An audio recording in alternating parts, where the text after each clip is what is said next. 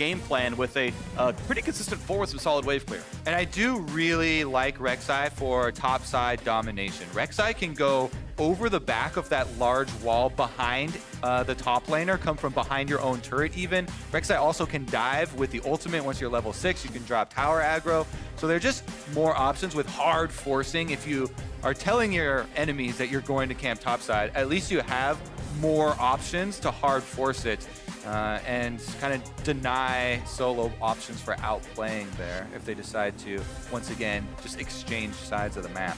And you can see TSM as well, kind of learning a lot of their lessons from the previous game. 3 bans on champions that were picked in the previous game. The Kindred from Rush, the Varus of Apollo, and the Aatrox of Soloist. We still do not see the Echo Fox top lane picked just yet. They get one final ban, as TSM will almost certainly wait for top lane last. Yeah, you got to think they're saving the counter pick for Broken Blade. Meanwhile, we kind of gloss over the fact Phoenix gets a counter pick for the mid lane with the Corki into Lissandra. Scales super well with the damage output and can handle that lane quite effectively. And Echo Fox concerned that Kayle would counterpick what Echo Fox want to bring out for their own top lane here. That's interesting. So that we haven't seen her picked yet, she has dropped off the table. Echo Fox Academy has played her a fair bit. Vladimir has been a good pick for solo. That was the ban that was left up on the table and has now been claimed by Broken Blade. Yeah, it's making me think Echo Fox are going to have a melee champion on the top side. I mean, it makes sense since they have Corki in mid lane already. So you're going to have 2 range damage dealers on your team with no CC that they're bringing to the fight. So it pigeonholes Solo into playing something on the top side of the map that will bring some sort of structure to the team fight. Of course, if this game is going to be top-side focused, cho'gath going to come through basically invincible to Vladimir. That silence very good against him, I would say. So this feels he can still be dope. And that 3v1 is a kill, but it does fill your role of your tanky melee champion that brings CC to the team. So also fulfills the team-wide aspect there. Definitely can't get dove by a Rek'Sai Vladimir, though, as both of those can juggle tower aggro very effectively. All right, backline power for Apollo here. And talk about the range scaling damage. These are 2 of the best in role.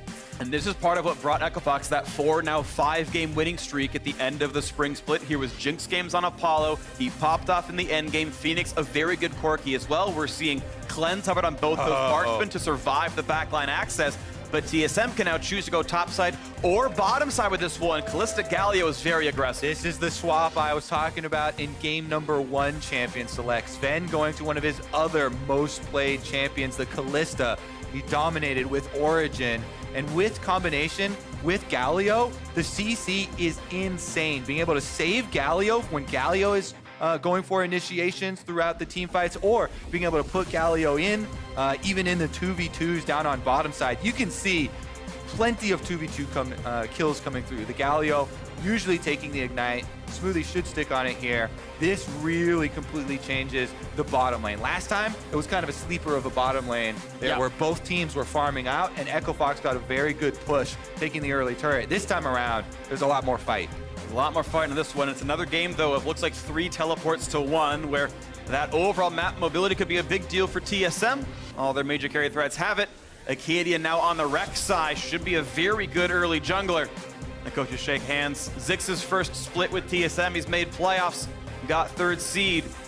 Hoping to do good work here as Echo Fox, though. And those 3 core members hoping to do what they did last year and take down TSM in quarterfinals. Yeah, Apollo saying they remember. I'm quite sure that they do. And they've got something to say about it here. Game number 1 went the way of Echo Fox. Let's see if TSM will answer back. The fans are ready, the players are ready. I feel like TSM's bot laner is already pretty good, but we'll see. Into this series we go. 1-0 Echo Fox. And TSM need to answer back before too long. We are on to the Rift for game 2. And I think that's a really apt line, even just in this game. Because Echo Fox do have a lot of power that they can bring towards the late game. If Jinx and Corki can get, crit multipliers going, that is a tremendous damage output. With cho'gath, one of the highest health scaling champions in the game on the front side, and Rush does have the option to go either Warrior or full tank Cinderhulk Jarvan. I think with this setup, I would opt for the Cinderhulk full tank because you have, again, plenty of damage for team fights later on. Yeah, I also see that you have a couple of tanks already and don't need to be the hard frontliner, but I agree that just simply tanking for Corki Jinx is a good way to win team fights. So let's see what it comes down to. Depends how the game goes. By the way, Conqueror Jarvan. I feel like that's not the most common build, but maybe I'm out of touch.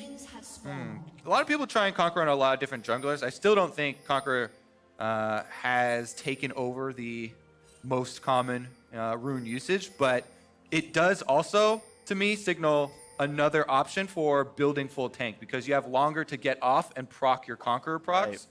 Right. So I'm thinking Rush may be going that way. However, if you want to get that warrior, you want to get some early kills onto Rek'Sai and control Rek'Sai that way. Yeah, if it's the way to duel and get you will have, yeah, warrior is better dueling. The cooldown reduction is also a really underestimated part of the early warrior power spike. So it's an option. But I think especially with the Conqueror, you might want to go for a little bit more longevity. All right, both mid laners dropping 1 CS in the first wave. Akaadian's going to take down these chickens without much of an issue. Phoenix could have gone for a lucky Q over the wall, but that would have been a blind guess, and doesn't happen there as he trades with Bjergsen. Next minion's level 2, and we'll see if any more pressure happens. Last game, Phoenix, I would say, did actually win bot lane. Look at that. That's really smart by TSM. The early aggressive ward in that tri-brush. They know Jarvan is a very common level 2 ganking champion. And the big difference this time around, they're playing the Kalista Galio, much more aggressive lane, so they want to be able to push up. So they do put the ward down here this time around to see Rush. And of course, Rush is in full vision of everything right now. We know Rek'Sai did red to Raptors, but Rush is going to go for the blue buff steal, and that should be pretty safe. No one's moving around. TSM could have come around if they wanted to with their bottom lane, but with Akaadian spotted on that ward, looks like everyone's going to be safe. Let's see, because trading sides of the map like this can be very detrimental if your solo lanes are both losing and getting pushed in, because you can get collapsed upon. It's not going to be the case here, as both junglers are going to be unharassed for the moment, and it should be what people refer to as vertical jungling, where you just do the enemy blue side after your red instead of going to your own. And of course, you mentioned the solo laners making it difficult for the Echo Fox side. Of course, their duo lane looks pretty good down here. It's Kalista braum having to play safe against, or sorry, Kalista Galio having to play safe against the Jinx here because they know Jarvan could be around, is unspotted, and could turn around any kind of gank. Lose the recall. There we go. Wolf turns around. Similar camps, of course, taken away by the Rek'Sai, as Akaadian has, I don't believe, taken the full Wolf camp yet. I'm not certain. Thank you, observers. Okay, yes. They both left one small Wolf to delay the respawn here. So very similar counter jungling being done by both these teams. Yeah, respawning of jungle camps, they do come back with more experience. So you want to delay it as long as possible. A small Wolf not worth too much. Yeah.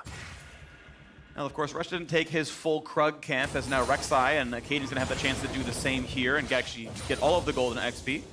So that will be a small momentary lead for the Rek'Sai, but look at this Rush. Okay, sees his camps are gone. Doesn't go for the top lane gank. Could have flag and dragged over the wall, but there's already a ward to watch that in the brush, so no pressure top side. It's going to be the farm off. Small lead to Vladimir, but not gigantic. And now a fight towards the mid lane.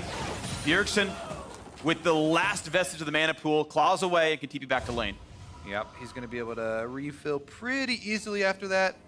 There wasn't really much of an investment for Rush for going for that, even though they didn't have a huge chance of burning a summoner. He's pathing back down to the bottom side anyway because his Raptors and Krugs are available. Yep. So you don't really give much away, considering there's not many other spots that you can be. So it's not even a big information change.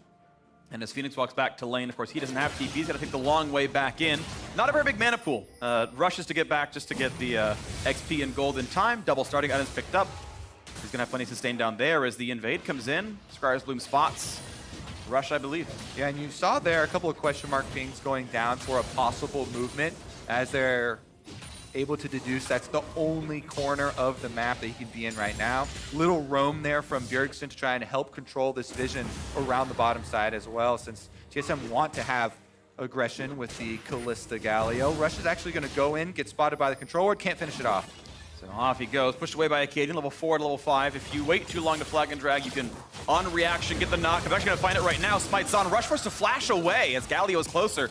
And that is the first summoner of the game lost now as Echo Fox going to do some damage back in the mid side. Actually, Bjergsen taking the worst of this trade by a lot.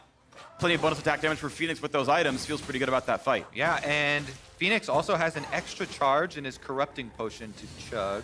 Right now, they see Rush completely. Not only did Bjergsen have the deep ward, but Akaadian's around here on Rek'Sai with passive pings going down. Okay, so much closer game. This time TSM Going for it? with the lead. He's gonna pull her over the wall, look for Rush, not in range to stop the EQ. That was a close one. And even still a level behind, Rush unwilling to take that fight. All right, a lot of attention here around the mid lane. Control wards for TSM are paying off. Phoenix is still extended. Goes the play, finds the ult, burns the cleanse, flash knock, and they've got the burst damage. 2 games in a row. First blood to TSM. And TSM patience around mid lane pays off. Bjergsen's auto attack finishes the last little bit of damage, and they're able to take down Phoenix. 2 in a row, Akaadian gets that kill right off the bat. The claw forward, the stun. Cleanse not enough. Yep, they are tracking summoners here. Goes for the W into cleanse. Immediately answer there from Akaadian.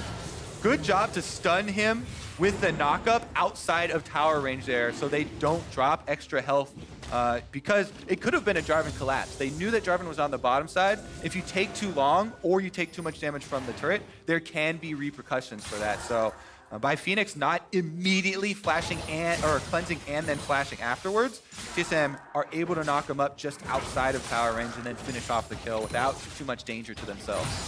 Speaking of danger, I'm looking at the bottom lane right now. As some more attack damages come through, BF Sword definitely a power spike for Apollo, but Boots, plus the extra weapons here, Zven can definitely start to engage. Level 6s are coming very, very soon. Yeah. They're both about 5 1/4 down here in the bottom lane, so that's not going to be too long away from those hard engages. And we know we can, we'll easily have Lissandra ult back by the time we have access to Galio and Kalista, so that bot lane dive could absolutely happen here against Apollo and Hakuho. Yeah, for people who don't play a lot of Kalista, the Boots definitely feel super good for your passive and lane upgrade as well.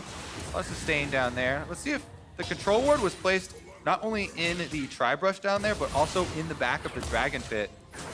So you can tell they're very worried about this mid lane jungle combo. Lissandra Rek'Sai already capitalizing for a kill, and TSM are really switching objectives this time around. They've left Broken Blade on himself on the top side of the map, and Akaadian is focusing down around the dragon. The Rift Scuttle is taken, and with Kalista level 6, Smoothie can feel completely safe going almost anywhere as long as he's within a screen of Zven. Kills another control ward. Akaadian's gonna knock down the one that EchoFox put in there, and this bot river is completely controlled for TSM. These are the necessary small adjustments within best of 5 series that you look for. Playoffs is a completely different animal here. TSM's strategy last time around did not gain anything really for them. And this time around, let's see if they actually have the fight. Level 6s are available. Ults all over the place right here. Akaadian is flashless, the same for Rush. As the dragon resets, and Rush going to be able to kill a control ward. Looks like bot lane will be pushed first by the EchoFox side thanks to Jinx rockets. Yeah, super high value there. Phoenix was a bit closer to the mid lane wave as well than Bjergsen was, and he's got package. So whenever Corki has package, you gain complete control of mid lane priority. Lissandra was coming back from base, so no TSM member wants to extend. It's a good job by EchoFox using that window of power to gain control ward kills, because every control ward kill here around this early Ocean Drake is so important. Oh, he's not going to take that claw. Yeah, certainly relevant though. Keep in mind, this is still an 800 gold lead to TSM, which is above and beyond what that first blood with assist is worth. So they are still winning this early game across the board. By the way, Corki can use reactively the package when you see an engagement like that coming. So if Lissandra goes for that and you try to expend the ult or something, then you can use the package, even though he didn't have his summoners back up. Yep. So they're not going to kind of waste anything trying to go for that one. But because they both go to hand off the blue buff, leaves Dragon open. Hakuho spots them. They can come back down. This cho'gath sitting in the river. We've got a lot of damage. The rest of the squad coming around. Akaadian down to half HP, slow by the Ocean Drake. This could be a fight. The TSM might not want to win. Jinx clears the way first. Now coming right back in. They're going to pile in for this one. TPs are available. No ult for the one side. Diving in towards the back. Looking for the first kill. They've got Rush already. 1 for 0 in that fight. Now looking for the re-engage in the front line towards the braum. Onto that shield. Exhaust on Zven, but can still chase Apollo. Rooted in place. Gets the rend and knocks down Hakuho. 2-0 TSM. TSM gonna finish off the dragon as well. Akaadian swoops back around, finishes off the smite.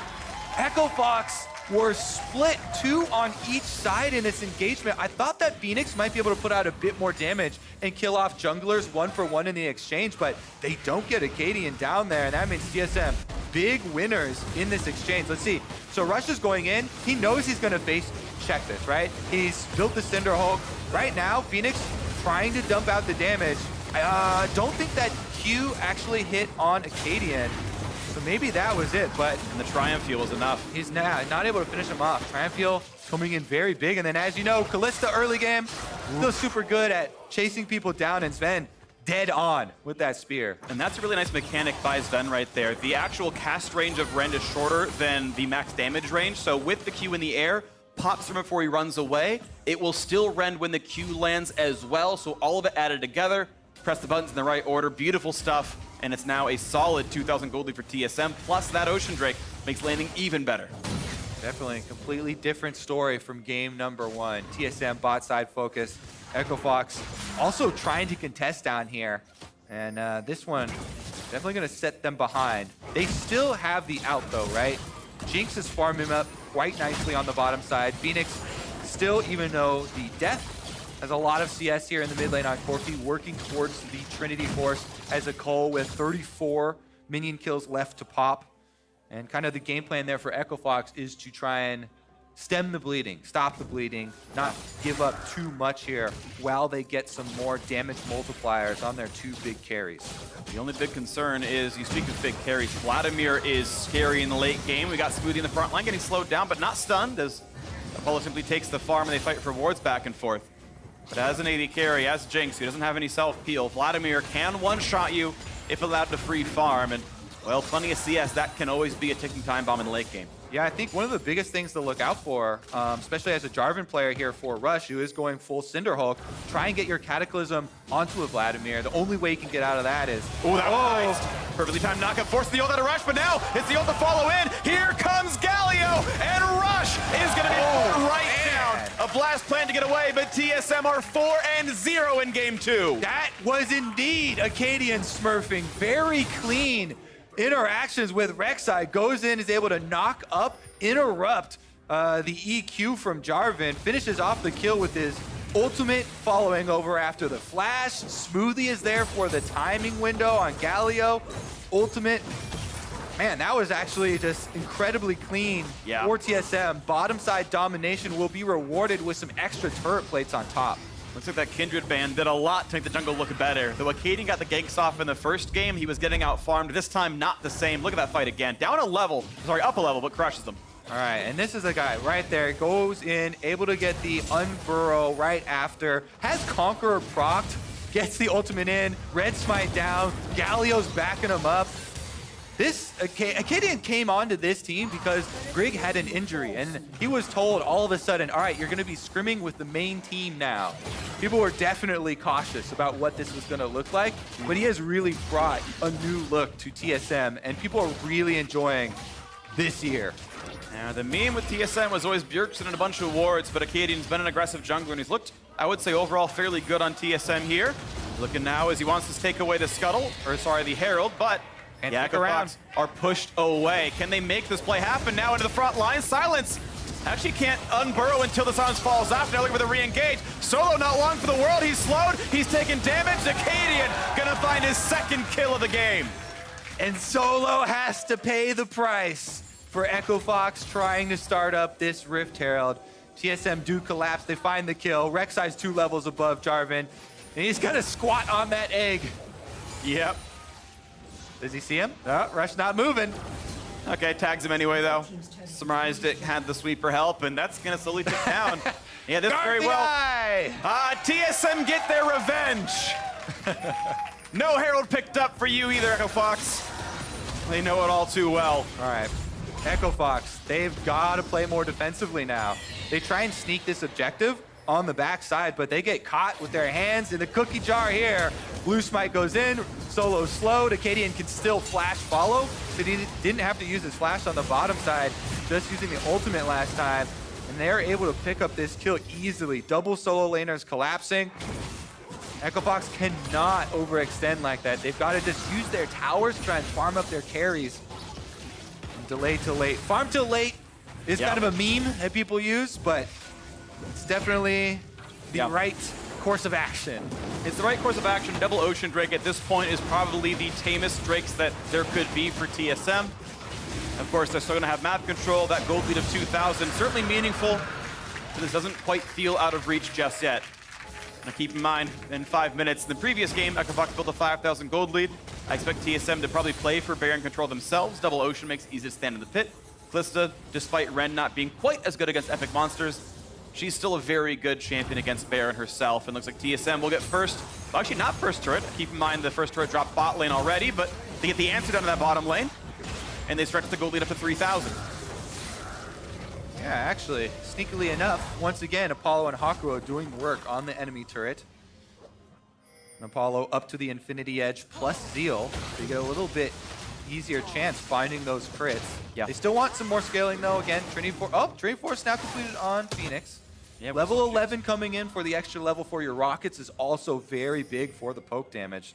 So they are operational, you know, right, as a 5-on-5 squad right now. But they definitely still have a ways to go because TSM have a stronghold. EchoFox playing, of course, 3 tanks, as we've mentioned a couple times. It is Cinder Hulk for the Jarvan, playing in front of a couple of marksmen who are scaling pretty well, though they're not up in gold.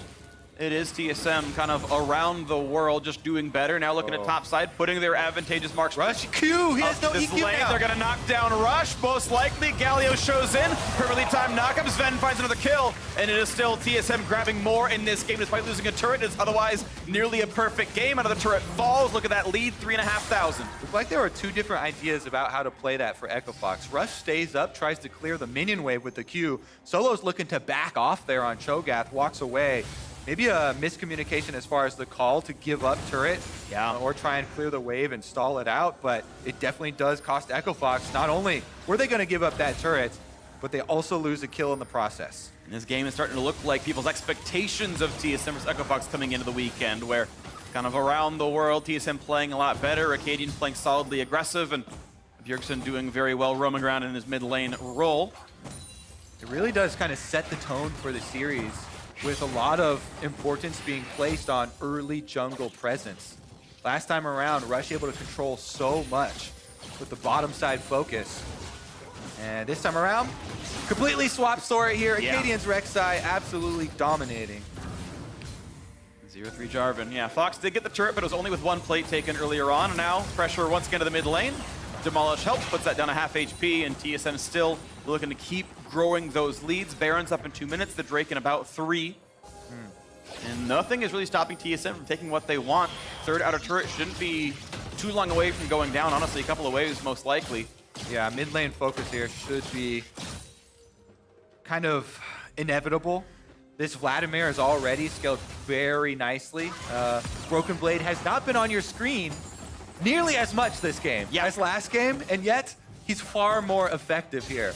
Vladimir already with the Proto Belt, with a bit of cooldown reduction almost to the Zhonya's, and even before completing it, still has his active stopwatch ready. So actually, Akaadian goes in! And here's the TP, going for the big play now onto the top side. There's nowhere for the bot lane to go. A cleanse and a flash. He's running, but he's rooted in place yet again. They've got the chase down. They're going to find this kill. Akaadian finds his 3rd, a killing spree, as Hakuho drops as well. Phoenix might not want to be here as TSM are now 8-0 in kills. TSM collapse again. Teleport comes through from Bjergsen, and they have complete control. EchoFox trying to lick their wounds right now.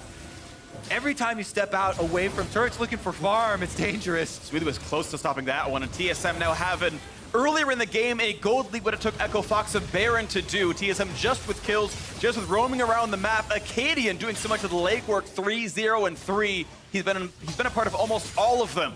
TSM now smashing this one in the early game. They are in complete control, and they will likely retain it through the rest of this game.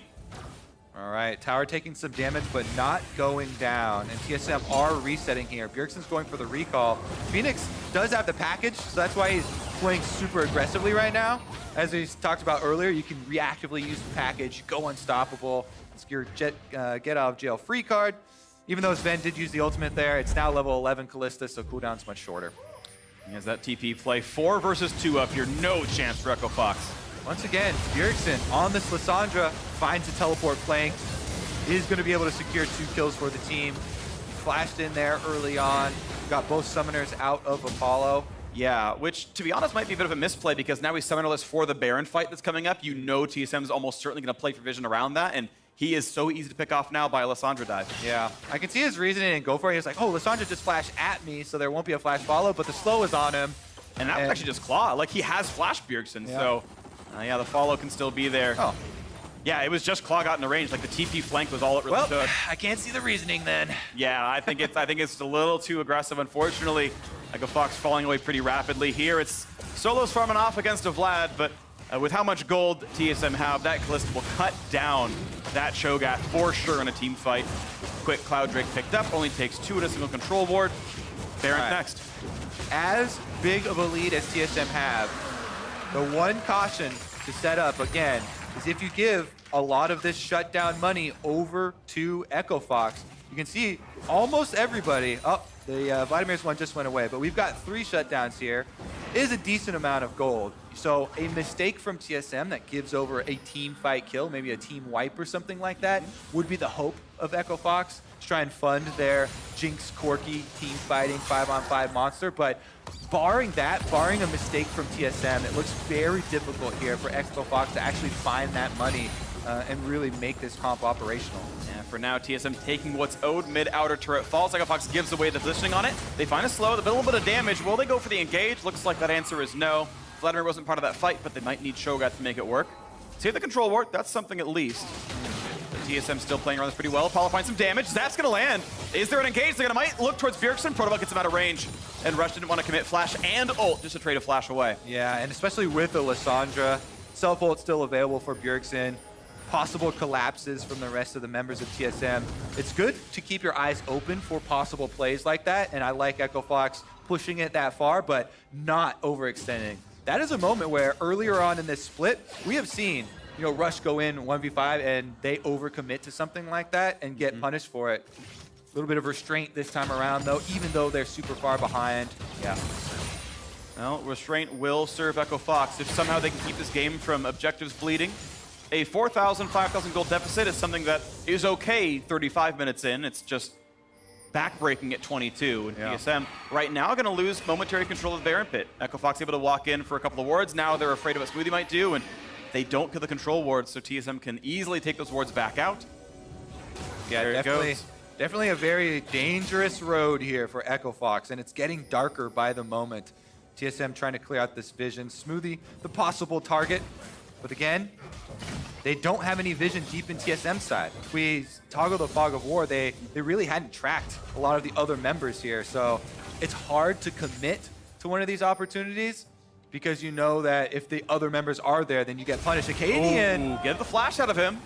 Flash for ult onto braum. It's a rank 1 braum ulti, so a long cooldown there. Echo Fox will hope they can wait until that one comes back up. It's a pretty crucial teamfight ult to find that big stun, set up that Jinx. Speaking of her, she is still farming up, pretty close to her next Zeal. And that's just what they're waiting and waiting and waiting for as Zven is scaling up and still ahead in gold, of course. 1,500 gold separates the marksman. Yeah. And this is pretty much peak Kalista, honestly. This is one of her best spots in the game.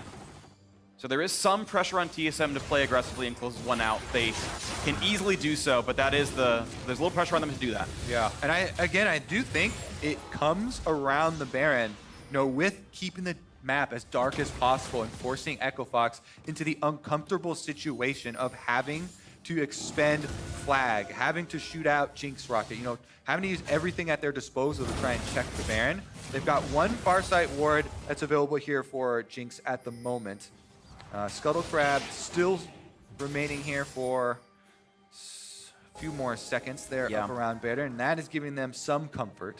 But that's when that falls, I think that signals the play, right? That's when TSM says, okay, their vision's gone, we're going to force the far side orb, and then round 2 is Baron. And even that can be misleading sometimes. Never mind, they're just going to walk right over it. Yep, they jumped over. I think the Blast Plant might have helped them with this one. The far side orb is indeed used, but now it's turned right back off, and Echo Fox must face check. Smoothie going to build some space. It's getting lower and lower. At what point will it be in smite range? Here comes the engage. Bjergsen on the far side, though, not going to find the stun. Now look at the re-engage. They already picked up one. TSM 2 for 0. Into the backline they go. Apollo forces a flash away and cannot find anything to do. So 2-0 and kill. Smoothie not going to be traded back. A nice heal comes in. Zap not going to land either. And TSM able to turn right back into the Baron. So 3 versus 5. Health bars coming back up thanks to Ocean Drake. Looking for that play. Smoothie's still a bit low, but Bjergsen on the wings. Has the ult. Has the flash. They're going to go for the big play. They're going to find the engage. Apollo is down. Looking for a little bit more now. Fenix is running. Solo doing the same. Akaadian in the back line is shut down, but a single kill is all that they will get, as Solo can only run. He's got a blast cone and nothing else. TSM have map control and all the kills. Yep, Broken Blade's able to take, actually, I think he popped the blast cone for Solo there as he's on the way out.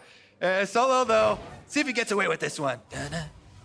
He'll live if he wants to. TSM actually going to go for the reset, though. They're, oh, actually, wow, yeah, he might get found out. Oh, if he gets his recall off right here. Oh, it's That's teleport. He's out of there. So TSM do find a lot of kills there for themselves. Echo Fox do have a surviving cho'gath. Yeah. Surviving cho'gath means there's a chance at feasting a Baron, but a cho'gath without flash and with the blast cone blown means it's so hard for him to get in there. Here's another look at it. Smoothie just walks right up. Really good flash from him. Gets both squishy members with the taunt. They combo down Rush, stuck in there, and that takes out 2 members from Echo Fox, allowing them to reset up here on the Baron. Apollo, though, really threatening the reset here on Galio. If Jinx does get that with the red buff, it's a completely different game, so they have to be fairly careful about it. Then we see the turn. TSM make the call. Vladimir goes in, starts it off, gets a big AoE slow. Bjergsen follows it up with the ultimate there. And eventually do get the kill here onto Fenix. Big, actually, Feast going down to secure that one on Akaadian. Yeah. And allowed Echo Fox to get their counter. So 700 gold to cho'gath was something, but he's, of course, not the primary carry. They'd love that on the Jinx instead. If she had it, she'd actually have a completed Shiv right now, or Rapid Fire Cannon. Unfortunately, he was dead. Yep, and no assists either. So now it's time for the next round. Double Cloud, double Ocean. They can sit in this pit forever and re-engage pretty easily.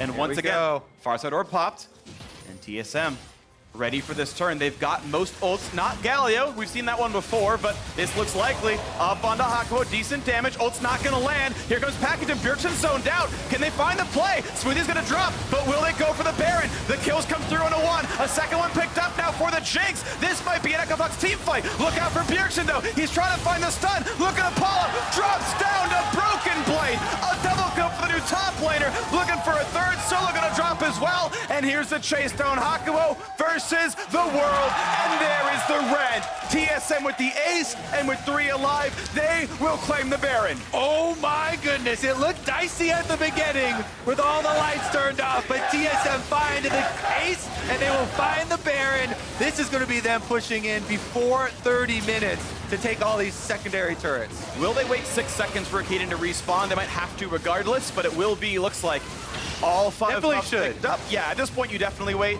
There's all 5 buffs. There's the pickup, and TSM gigantically ahead. They are certainly going to tie this series. All right, let's take another look at this because it is a little bit dicey. At the beginning, there's a split call. TSM are keeping DPS on Baron because they got it so low, and Smoothie goes down in that time. However, Rush has to fully commit. He's fully caught on Jarvan. He goes down. Akaadian quickly follows as Echo Fox do get the focus, but Bjergsen and Broken Blades re-engage creates room for Zven's Kalista.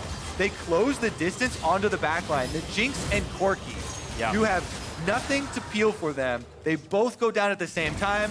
That is the crux of this composition. Those 2 damage dealers, without them, there's nothing left. And now TSM, all decked out in purple. All decked out in purple, looking more swag than Echo Fox's jerseys. The 3v4 turnaround, your gold lead at work, and TSM ready to close the loop on this one. 9,000 gold ahead. Under 30 minutes. This looks pretty convincing now. 3 kills to 17. It's a large mountain to climb for the Echo Fox side. 3 items through on a Jinx. I actually like the Phantom Dancer here to try to survive what the Vladimir can do to the backline. Still going to be very difficult. Does have cleanse for Lissandra. Flash up probably for the next fight. I would even recommend a similar upgrade for Phoenix. He should get his Zeal into a Phantom Dancer here. Yeah. I mean, you want damage, you want the possibility of getting those big kills, but if you're getting dove by Lissandra Vladimir, you really need some defense. And it's not like, oh, just buy a Hex Drinker because there's a Rek'Sai here that's coming through with ultimates for execution, so... Right, it's split. Oh, they find the knockup though from Rush on towards Bjergsen. Decent damage, still should have the self-ult, has the, not quite the flash, but either way able to walk out. Top lane tier 2 is now gone, and would this be the re-engage Vlad? Bot lane up against cho'gath. The front line not very tanky for Echo Fox's side. Phoenix looks forward. Not going to find much poke. The waves will go down, but this turret's down about 1/3 HP, and the cannon minion still shooting away. There's the smite, there's the kill. Lead still 9,000. Vladimir able to be stopped. Solo just simply too tanky to be stopped here. Still building his tank stats. Stone plate not far away. but TSM have backline access. They can bypass the cho'gath. And you can see with the double Ocean Drakes too, Baron buff Siege is very easy. They just back up, everybody full heals, then they try and Baron empower these cannon minions again. A few more shots, and this tower really getting chunks. Yeah, Rush Burn Q for wave clear, ease for the same. They know there's no threat on their backliners. Bjergsen walks back into the lane. Cannon just plugging away. Plugging away, and Phoenix putting some shots in, but that turret very dangerously low. Finally drops, but Phoenix to half HP. Good shots in by Zven, and that's going to be the turret falling as well. They'll have to give up the inhibitor. They won't fight for it without the turret. I mean, they can put some shots in, but they can't really take the battle. Yeah, bottom side also goes down at the same time here. Broken Blade also whittling away. TSM looking for the inhibitor next. Maybe there's a chance at a play, but cho'gath is actually bot lane. He's actually still mirroring Vladimir as the bot inhib does go down. Top gonna follow. Double inhibitor's gone. TSM 10,000 ahead. Looking for the replay. Looking for the jump in. It's Solo trying to make it. The feast not enough because of redemption. Just barely. Smoothie from downtown saves it. Re-engaged on the top side, but right pulled back in. Thanks to Zven. No kills picked up. No rupture gonna land either. And the TP to re-engage. Broken Blade is healthy. And this could be the death knell right now. Pushing forward. Not gonna find the kill just yet, but triple inhib. Baron still on for 5 seconds. On to the Nexus turrets. Not gonna go in just yet, but this is certainly gonna be the end game. But you have to believe Phoenix puts in some attacks, but the minions are still there. Lots of gold in the pockets. Will it be the push in? Now towards Solo Pop. Stone Plate flashed away. Stays alive just barely, but the health bars are still low, and the new wave is here. They're gonna knock down the second turret as well, and TSM, faster than it went in game one, they're gonna close down on the game two right here. Looking to tie up the series as the final fight commences. At some point, they've got to do battle. Nexus takes a shot from the Nexus as well. Waiting for the front line on a Solo. Looking now on a Phoenix. There goes Bjergsen self-ult. They push him all the way back, and nothing's going to stop TSM. The dunk won't matter. The feast enough on a Smoothie, but supports don't win games. The Nexus does, and TSM ties it up.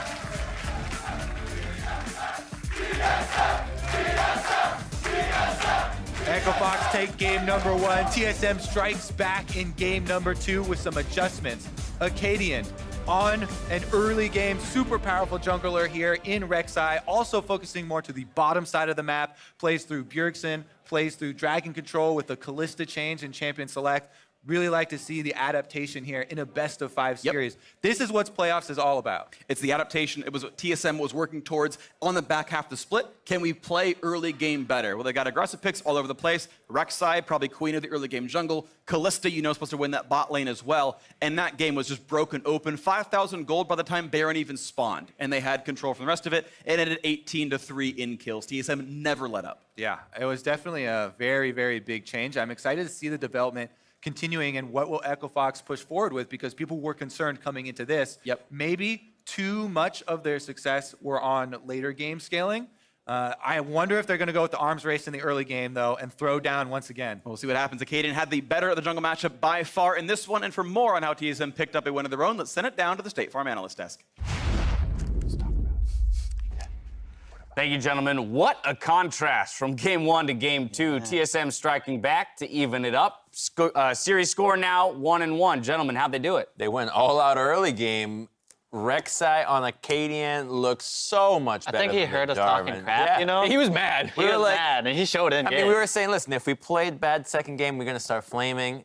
He did not do that. He definitely delivered. And Rush, he's making a lot of silly mistakes. Game one, while he was keeping up with the objective game, he had a lot of mishaps. Game two, the same thing happened, but this time he got punished way harder. Right. It was a really interesting deviation. Bjergsen's still early picking his champion. He's kind of taking the bullet for the team, saying, whatever, I'll deal with Phoenix as long as we get good matchups in the side lanes. And this time around, they also had to blind the Vladimir, but that turned out pretty well because it's up against a tank matchup. It wasn't carry versus carry. And then the all-important last pick, Kalista, solidified that they had those two strong solo lanes for this Lissandra pick to go and try and influence. Right, and like a pretty big a large difference of why Akaadian was able to do so well this game compared to last game was because he had winning lanes this game. The previous game, Rush had like 3 winning lanes on his side and in his favor, and he was able to control the map. This time around, Akaadian actually has winning lanes that he can play off and actually make plays. So this is where he comes in hot and is like, all right, this game is now mine. Absolutely gave Akaadian agency to get things done in the early game. Speaking of the early game, that was TSM's focus throughout this split. It's what they talked about wanting to improve upon, and they showcased it here. I mean, Rek'Sai is just as good as Jarvan early game, and she does scale a little bit better. She's a little easier to engage in these fights, especially when your composition has these champions that want to be in the front line alongside you. And this dragon fight just showed that. The Jarvan has to face check. He doesn't have any way out. And the second that these lanes start getting ahead, it just compounds itself over and over. This is how it can outplay the Jarvan, by the way. You can interrupt the knockup as soon as it happens, and then you can follow through with your ultimate. How is that not busted? Yeah, Akaadian I mean, it's absolutely. definitely not. It's not broken, but it's. Rek'Sai is really good. Rek'Sai is really very good, strong. and Akaadian was given the smackdown, and there was a lot of fighting around the bot side of the map where maybe Echo Fox should have tried to back off initially, but then you see after that like one mistake around Dragon fight, all of these are brute force plays by TSM where they're super well coordinated, and that's what they spent so much of their season focused on. They want to have these really aggressive playstyles, and you still have Broken Blade on a carry, but it's not like this, like you were saying before, hyper-scaling, hard-countered, camp his lane, Jax pick. But I think they spotted what the lemon was in this series, which is the Jarvan. Last time it was the Lissandra. Everyone that picks it is kind of losing. I think the Jarvan in this series is just the dud. Just forget about Jarvan. Don't worry about it. The execution has to be so precise every single time. And if the lanes are playing too safe, you're just never going to find a good gank, and you're always going to fall behind in the farm. It's intriguing because that was the champion Rush found success on when he came back into the lineup. But if it's not there today and the adjustments have been made to nullify the pick, then that's just the case. But let's talk about Akaadian, because night and day differences in performance between game 1 and 2. So I just want to isolate him as he is in his first playoffs ever. Just like we talked about Viper yesterday, you know, kind of falling down a bit in game 1, but then recovering throughout the series to end up putting carry performances forward in games 4 and 5. I mean, we have to put context into the kind of player that Akaadian is. When he first joined the leagues, he was a Rengar player. This guy goes for damage-dealing champions. And when you join TSM, oh, yeah, the joke is he's a Sejuani main. Now, by the way, no one wants to be a Sejuani main. So the fact that he's now returning to his roots, a little bit more of those damage dealers with the Kindred, with the Rek'Sai, I think is a much better fit. And he's just so lucky to have a mid laner like Bjergsen that can take the blow for the team, taking the first pick early and providing the utility that he needs to play these carry junglers. I'm going to say, I wouldn't count Jarvan just out yet. This game, he lacked a Galio with him, and they kind of got beat up early game, right? And then in the first game, the Jarvan Galio is a strong combo. It's just poor communication between the two to make the combo effective. So I'm not going to say you shouldn't pick Jarvan. So it's not the combo. It's like, look at how they're playing it, though. They're both just fumbling left, right, and center. The engages but that could be like nerves and pressure. Well, right? I also think it's kind of Happens like every time. what's helping, because in the first game, Akaadian was the sole initiation threat, and he's the rookie on the team, really. I mean, Broken Blade probably has, you know, about equal experience given his time in the Turkish league. So this was, now it's, Bjergsen has a lot of the initiation power, and Zven can start the fight with this, and it's not so much on the Rek'Sai. It's just like you have a good early game, and then the rest of our team is all dive as well. So I think if you are going to take the Jarvan and give it to Akaadian, maybe give him a little bit of backup from other positions. Doesn't that mean they just don't know how to draft around Jarvan or play around Jarvan, which should mean you just don't play it? Well, I don't think drafting Possibly. 3 losing lanes and no other engage is a bad Jarvan pick. I was going to say, I just would wonder whether or not you can condemn them to that off of a singular draft and game, right? I mean, maybe in that game they didn't draft to, you know, the win conditions of a Jarvan or give him the proper support, but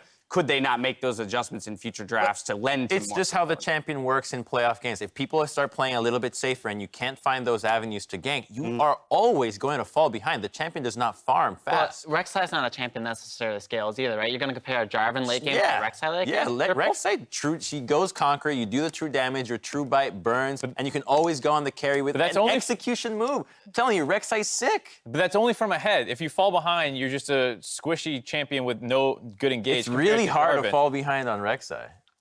I mean, I think plenty of people do it. I think moving forward, Yeah. obviously there's mistakes happened with those champions. I think they're still both viable. I'd like to see more Jarvan, and specifically with that game, they picked a Jarvan with 2 really strong scaling mid laners, but forced a lot of fights. They forced Riftfall, they forced the Dragons. If you have a Corki, Jinx, and you're against a super strong early game, just give the objectives. Just Yeah, that wait. was the problem. That one dragon fight that they took, as well as the fact that Akaadian did play well, the flash kill onto Phoenix, where he could have lived if he flashed a little earlier. I think there's a lot of things Echo Fox can clean up, and I'm really looking forward to see what they do. Hey, both teams have picked up a win. TSM will remain on red side, so we'll see whether or not they make any draft adjustments or continue to use those counter picks to draft strong lanes and give Akaadian more agency in our 3rd game of the day. TSM struck back in game 2. We'll see how Echo Fox answers in game 3 after the break.